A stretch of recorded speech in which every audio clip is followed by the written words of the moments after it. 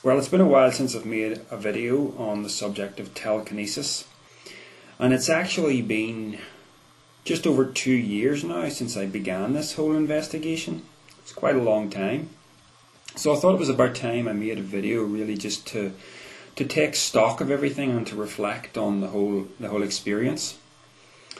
If we go right back to the beginning, when I began this, I started it really just with a sense of determination.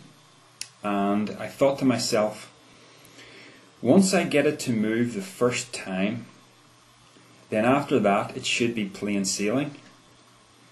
You know, it's like I thought that when I got it to move, I would be in the position of knowing how I got it to move. You know, whatever kind of mental mechanism that I tweak, I would know what it is, and then it would be plain sailing to build upon that. But if anything, you know, it has confounded my expectations big time. I mean, I get asked the question quite often on YouTube. Can you give me some tips on telekinesis?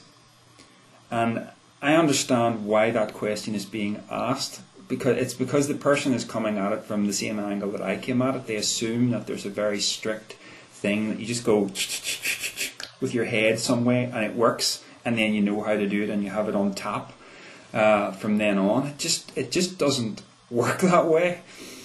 I have discovered certain things of a scientific nature that allow me to put a framework on this. And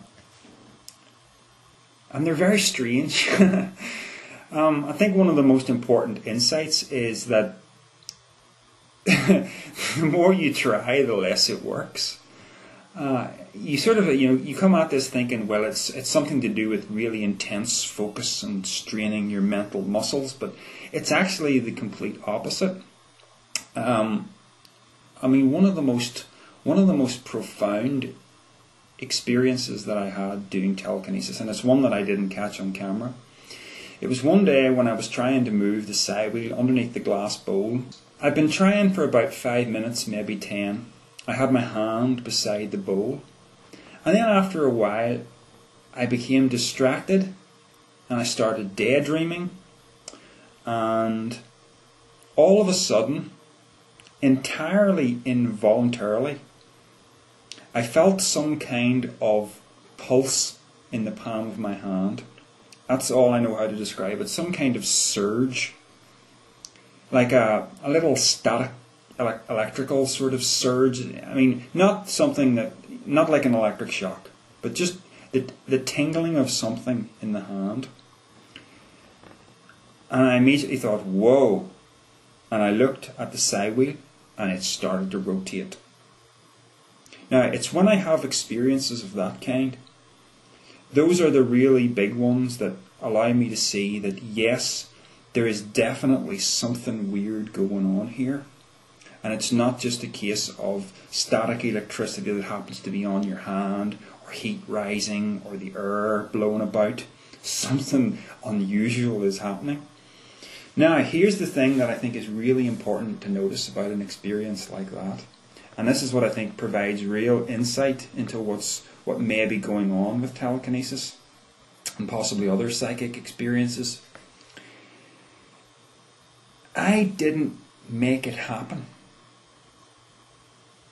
You know what I mean? It's like there's my finger. If I want to move my finger that way, I go like that. If I want to move it that way, I go like that. I have complete volitional control over that. My will controls my finger.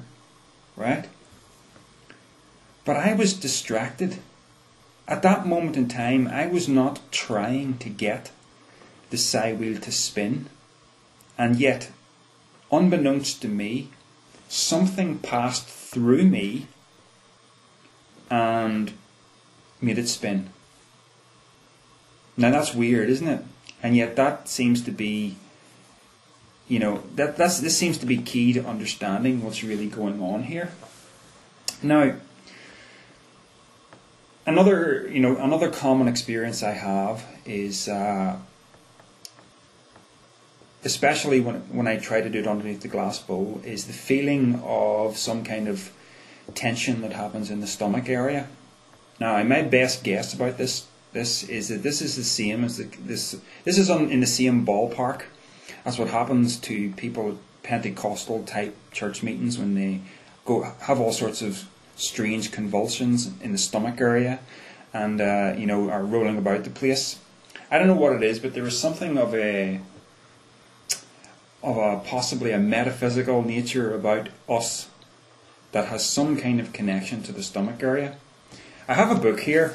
It's called the Psion's Handbook by Sean Connelly, and if you're wondering how to get this book, the only place you can download it off the internet. It doesn't exist as a real paperback book. As you can see, I've just printed and bound my own copy. Let's see if I can find this little illustration here. There's it there. You can see what he's doing is he's creating what's become known as what's called a psi ball. And look where the psi begins, in the person's abdomen. When I saw this, it was confirmation that other people who are doing this sort of thing are having the same experiences as me and thinking along the same lines as me. And it kind of allowed me to realize that this guy, Sean Connelly, is not talking out of his ass. So that may be a book that you want to check out for yourselves. Another thing that I experience regularly, when I'm trying to do telekinesis, is headaches. Again, it's especially when I try to do it underneath the glass bowl. Now, here's what's weird about this. The feelings in the stomach, the headaches, I'm not actually trying to give myself a headache. I'm not straining my mental muscles. I am simply staring at the psi wheel underneath the glass bowl and asking it to move. The headache and the stomach tension seems to arrive as a result of something within me that is trying to fulfill my request. And I think a suitable parallel to the headache is possibly when you're doing weightlifting and you strain yourself, you try to overdo it. Like, when I'm doing the glass bowl telekinesis, that's kind of like overdoing it. It's like there's a barrier there, and something within me is trying to overcome that barrier, and it's causing strain. How did I ever know in the beginning that doing telekinesis ought to make something happen in the stomach? And yet it does. It's like something within us comes out and makes it happen. That's all I can say. And it's like there's a deeper part of your own consciousness behind the surface that seems to just know what to do to fulfill your request. But the fact that your request is actually fulfilled when you're not expecting it to, when you've cleared your mind, or when you've entered a kind of daydreaming state, that's weird.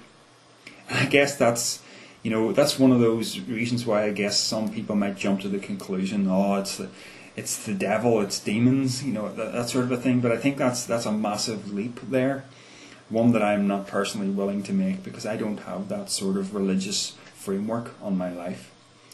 I think it's purely to do with our own psyche and our own subconscious mind and whatever kind of mysterious being we really are underneath the surface.